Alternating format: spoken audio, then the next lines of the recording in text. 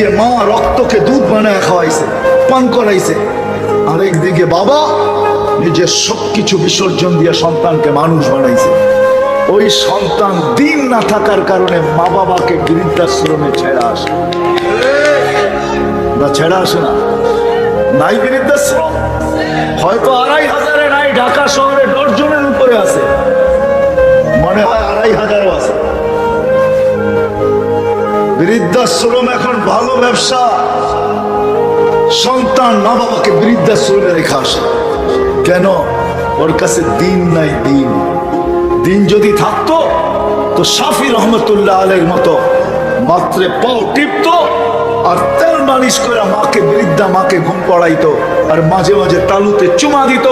খুশিতে মা বলতো, বেটা পায়ের তালুতে চুমা, তো জবাব দিত, আমি আমার জান্নাতে চুমা দিয়া স্বাদ নিতেছি, স্বাদ।